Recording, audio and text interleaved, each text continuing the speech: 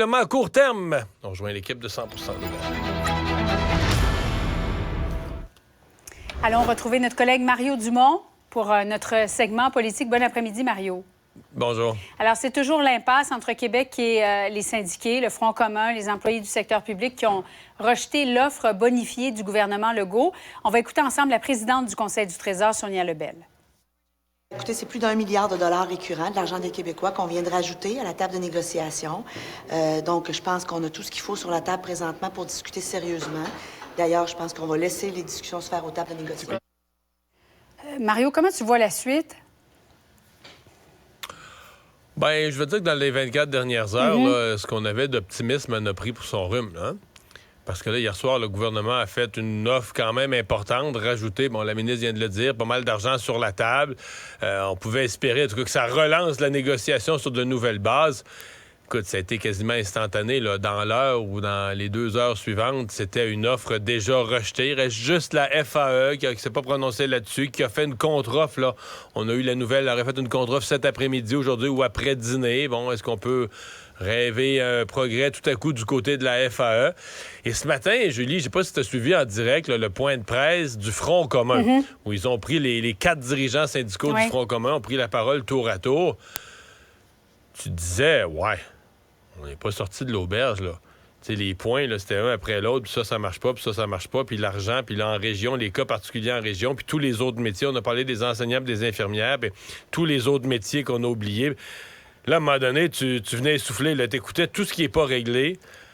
OK, on en a pour combien de semaines encore à négocier? Puis dans tous ces cas-là, on semblait laisser entendre, je sais pas s'ils étaient particulièrement en mode négatif, là, on semblait laisser entendre qu'on était loin, qu'on n'était pas là du tout. Donc, on est en droit de se demander, là, c'est ça, le Front commun, c'est ceux qui, demain matin, partent en grève pour une semaine. 7 jours, oui. Bon, il disait quand même qu'il avait nommé à certaines tables sectorielles des médiateurs. Il disait, OK, on a nommé des médiateurs à la fin de la semaine, là. Médiateur, je suppose, j'ai jamais été médiateur, mais je suppose que tu peux pas tomber dans un dossier de même du jour au lendemain. Il faut au moins que tu lises les documents, que tu dois prendre une couple de jours pour t'informer, de voir l'état des lieux de la négociation, rencontrer chacune des parties individuellement avant de devenir un joueur dans la discussion. Fait que, tu sais, quand je mets ça bout à bout, je vois de moins en moins de scénarios où les enfants retournent à l'école avant Noël. Oui. Et Mario, en même temps, le premier ministre dit qu'il y a encore une marge de manœuvre pour bonifier l'offre. Alors, pourquoi on ne met pas tout de suite sur la table si on prétend que ça fait mal actuellement aux enfants? Oui, mais mettre tout sur la table. Si tu mets tout sur la table, si tu mets tout sur la table, il faut que tu utilises l'expression offre finale. Ferme, oui. Il faut que tu acceptes que si elle n'est pas acceptée, c'est fini, là. C'est-à-dire, on est en grève jusqu'à nouvel ordre. Je pense que le gouvernement essaie, mais là, on approche de l'offre finale. En fait, moi, personnellement, comme contribuable, je serais mal à l'aise que le gouvernement en rajoute, là. Peut-être, la chose qui serait acceptable, le Front commun l'a abordé, c'est une clause d'inflation. Ça, je pense que ça pourrait être ajouté. Moi, je pourrais comprendre que les gens ont été traumatisés par l'inflation ces dernières années, puis qu'on se dise, ouais, mais là, mettons qu'elle remonte à 4 l'inflation en 2025, 26. Donc, on aille mettre une clause en disant, si jamais il y avait une espèce de clause remorque, là, que si jamais il y avait un taux d'inflation, mais là, une partie de l'IPC, une partie de l'indice des prix à la consommation viendrait rajuster les salaires pour des années plus loin dans la convention, qui sont difficiles à prévoir, même si pour l'instant, il n'y a pas d'indication. Le Conference Board, la Banque du Canada, tout le monde dit, on veut revenir vers les 2 puis garder l'inflation là. Mais je comprendrais que les gens disent, ouais, mais là, la dernière fois, l'inflation, personne n'avait vu venir non plus. Ça pourrait être une clause, en tout cas, à mon avis, discutable. Quoique, dans les finances publiques puis dans les finances du gouvernement, ça vient quand même donner un choc que tu n'as pas prévu. Là. C'est pas, moi, je dis ça, là, mais c'est pas si simple que ça. Mais là, d'en rajouter, c'est parce que il faut toujours penser que le public, là, la population, c'est triste à dire, on dit, la population appuie les syndicats, mais la population, elle a des humeurs. Il y a 1 an, la population, elle voulait enterrer le PQ, ou 1 an et quart, là, elle voulait enterrer le PQ comme un parti inutile dont on n'a plus besoin. Puis là, aujourd'hui, la population, elle portera au pouvoir. Mais sans faire la souveraineté, par exemple. Oui, c'est ça. C'est des humeurs. Ouais. Donc là, la population a dit, faudrait que nos employés du secteur public aient des meilleurs salaires. Si le gouvernement hausse les impôts significativement pour payer ça au mois d'avril, la même population va avoir une autre humeur. Elle va dire, tu parles d'un gouvernement d'innocents et qui augmente nos impôts puis qui ont mal calculé leurs affaires. Fait que, le gouvernement, il faut qu'il pense à long terme. Là. Ce qu'on signe comme convention, c'est pour la vie. Là, hein? Les gens, c'est leur paye, ça va être cumulatif sur leur paye, puis ça va s'ajouter pour la vie jusqu'à leur retraite, jusqu'à leur décès, en fait. Donc, il faut penser d'avance. On ne peut pas signer juste pour dire on achète la paie, on est tanné au mois de décembre, on achète la paie. En même temps, Mario, il y a des employés de soutien des écoles qui sont obligés de fréquenter des banques alimentaires. On va se parler dans un instant de la guignolée des médias, mais c'est quand même un non-sens. C'est certain que la situation, elle est très difficile pour tout le monde, mais c'est pas juste dans le secteur public. Par contre, ce matin, la présidente de la FTQ, j'ai eu beaucoup de commentaires, moi, sur mon Facebook, là, de gens, après la conférence de presse, quand la présidente de la FTQ a dit « Ouais, mais là, je veux pas qu'on compare le public et le privé.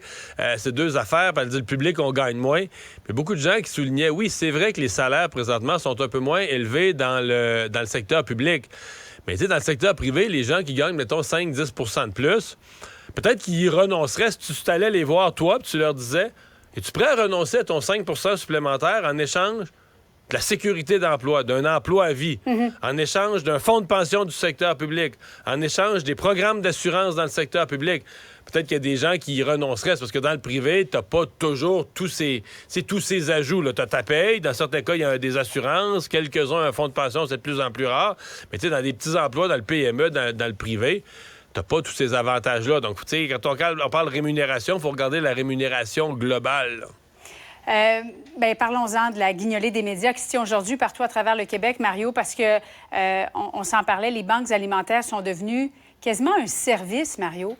Avant, c'était solution de dernier recours, un dur coup, une bad luck, séparation, la mort d'un conjointe, peu importe. Puis bon, on fréquentait une banque alimentaire, mais aujourd'hui, je veux dire, il y en a qui fréquentent des banques alimentaires chaque semaine. Ça fait partie de leur routine hebdomadaire. C'est quand même incroyable de penser que c'est comme ça au Québec. Les gens qui travaillent aussi, là. Oui, c'est certain. Puis il va falloir se questionner sur l'ensemble de ça, le coût de la vie, ce que le gouvernement offre comme support et charge comme taxe, là, ce qui reste aux gens pour vivre, pour payer l'essentiel. Puis après ça, peut-être aussi qu'il faudra avoir une discussion plus large de société sur l'essentiel. Parce que c'est sûr que si on compare la vie aujourd'hui avec la vie il y a 20 ans, 25 ans, il y a plus de choses qu'on considère l'essentiel. Aujourd'hui, on dit un téléphone cellulaire, mais ça coûte cher, là, tu sais. Le téléphone cellulaire, le compte de ça, on est abonné à toutes sortes de choses. Ouais. J'ai bien l'impression, c'est qu'on s'est mis beaucoup plus d'obligations qu'autrefois en partant là, dans le mois, là, tous les paiements qui passent automatiques. Beaucoup de ménages là, qui ont ça, puis on veut pas s'en priver, on a été habitué à ça. Mais, tu sais, c'est la vie de 2023, là, financièrement, elle est pas facile, pas encore moins pour ceux qui ont des enfants. Et le recours aux banques alimentaires devient de plus en plus, effectivement, répandu. Projet de loi 15 en santé, Mario, pour prolonger son étude détaillée en commission, le leader parlementaire du gouvernement, Simon Jolin-Barrette, qui a proposé d'étirer la session d'une semaine, mais il faut que ça fasse l'unanimité, ce qui n'est pas le cas en ce moment avec les élus du Parti québécois.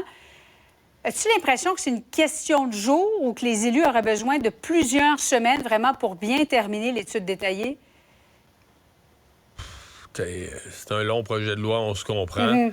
Je suis partagé entre, dans un monde idéal, là, il aurait fallu qu'il soit là jour et nuit là, depuis tous ces mois. Puis dans les faits, on n'a pas ce temps-là. Mais de l'autre côté, les gens qui attendent après des services, puis les gens qui veulent que ça s'améliore dans le système de santé, quand tu leur dis que ça fait 1 an qu'on étudie un projet de loi, puis l'opposition dit, bien, pour bien l'étudier, ça nous prendrait 6 mois de plus. Après moi, la personne qui attend son opération au genou depuis 1 an, bien, ça veut pas dire que ça va tout changer automatiquement d'adopter le projet de loi, mais je veux dire qu'il y a quand même des gens qui se disent, mais là, grouillez-vous au Parlement, aboutissez, faites atterrir les affaires. Si Dubé pense que c'est ça qu'il faut faire pour améliorer le système de santé, bien là, adoptez-le le projet de loi. Fait qu'il y a une notion d'urgence dans le public. Surtout le public qui connaît pas nécessairement tout le processus d'adoption des projets de loi. Moi, j'écoute les gens parler, puis quand tu dis aux gens, ça fait 1 an qu'ils étudient, ou presque 1 an qu'ils étudient le projet de loi, la population regarde de travers. Là. Puis, évidemment, quand on parle de prolonger la session de quelques jours, le Parti québécois dit non. J'ai entendu l'argumentaire du PQ qui dit on ne veut pas être complice indirectement d'un bâillon. Monsieur, madame, tout le monde, le premier réflexe qui se dit, c'est ouais, là, vous avez augmenté vos salaires de 30 % les députés. S'il faut travailler quelques jours de plus pour adopter un projet de loi en santé, go, les amis. Mario, merci beaucoup. Bonne fin d'après-midi à toi.